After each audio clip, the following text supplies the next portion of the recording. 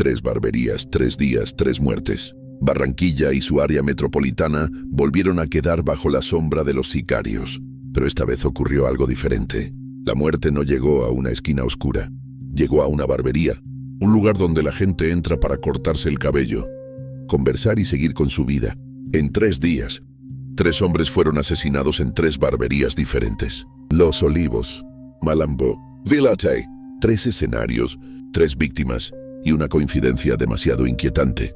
Porque mientras los costeños, los pepes y la nueva generación del freseo disputan territorio y rentas ilegales, la violencia parece estar entrando cada vez más en los lugares donde antes nadie esperaba encontrarla. Frente a un espejo, entre máquinas de cortar cabello, entre clientes y en medio de una ciudad que intenta entender qué está pasando, son 3 homicidios aislados. O las barberías se convirtieron en una nueva pieza dentro del mapa criminal de Barranquilla y el Atlántico. Esto es Crímenes y Misterios. Acto 1, el primer corte. Martes 4 de agosto. Barranquilla seguía con su rutina. Tráfico, motos, comercios abiertos. Y en Los Olivos, una barbería funcionaba como cualquier otra. Hasta que llegaron ellos. Eran aproximadamente las 4:40 de la tarde. Richard Alexander Guzmán Maestre, de 32 años apodado El Bebé, estaba dentro del establecimiento, ubicado en la calle 112, con carrera 19. Era su lugar de trabajo. Hasta que dejó de serlo, los sicarios entraron, y en cuestión de segundos, los disparos rompieron la tranquilidad. Richard fue asesinado dentro de la barbería. Los atacantes escaparon. La escena quedó atrás. Pero la historia apenas comenzaba, porque 4 horas después, otra barbería, otro hombre, otra ráfaga de disparos. Acto 2. Cuando la coincidencia deja de ser coincidencia. Eran las 8:16 de la noche. Esta vez, el escenario era Malambo. John Jairo Cantillo de la Hoz, de 39 años, estaba trabajando en una barbería del conjunto Ciudadela Real del Caribe.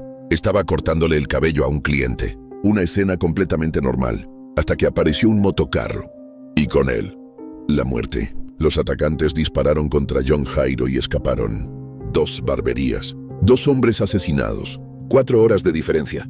¿Una coincidencia? Tal vez. Pero al día siguiente, la historia se repitió. En el barrio Villate, Dylan David Noriega González, de 26 años, esperaba su turno para cortarse el cabello. 2 hombres llegaron en motocicleta. El parrillero descendió y abrió fuego. Dylan fue trasladado de urgencia, pero murió minutos después. 3 días, 3 barberías, 3 muertos. Y entonces la pregunta dejó de ser inevitable.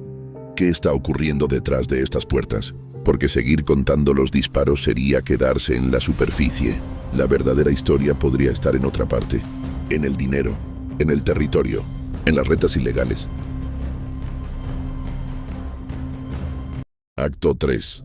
La guerra que no siempre se ve. Barranquilla, Soledad, Malambo y otros municipios del Atlántico viven una violencia que va mucho más allá del sicariato. Existe una economía criminal que funciona incluso cuando no se escucha un disparo. Lavado de dinero, extorsión, microtráfico, cobros ilegales, préstamos clandestinos, control territorial y una regla que puede convertirse en una sentencia. No puedes decir que no. Un comerciante puede recibir una exigencia, paga, pero después puede aparecer otra estructura y volver a cobrar. Entonces la pregunta ya no es cuánto dinero entregar, es ¿a quién se lo estás entregando? Porque en un territorio disputado, pagarle a un grupo puede convertirte en enemigo del otro. Y así funciona el miedo. No necesitan estar frente al negocio todos los días. Basta con que el comerciante sepa que alguien observa, que alguien sabe, que alguien puede regresar. El microtráfico funciona bajo una lógica parecida. Ver, callar, no preguntar, no denunciar, no mirar demasiado. Porque cuando una organización criminal consigue controlar un territorio, el miedo termina creando una frontera que nadie puede ver, pero todos conocen. Y aquí hay algo que debe quedar claro. Una barbería no es un lugar criminal. La inmensa mayoría de los barberos son trabajadores, personas que madrugan, que pagan arriendo, que sostienen familias, que simplemente intentan ganarse la vida. El peligro aparece cuando un negocio legítimo queda atrapado en medio de una disputa por territorio, dinero y poder. Y entonces la pregunta vuelve a aparecer. ¿Estos 3 asesinatos fueron realmente hechos aislados? ¿O estamos viendo apenas una pequeña ventana hacia una guerra mucho más grande? Una guerra donde las rentas ilegales cambian de manos, los territorios cambian de dueño y el miedo termina pagando las cuentas. Cierre, el precio del dinero fácil.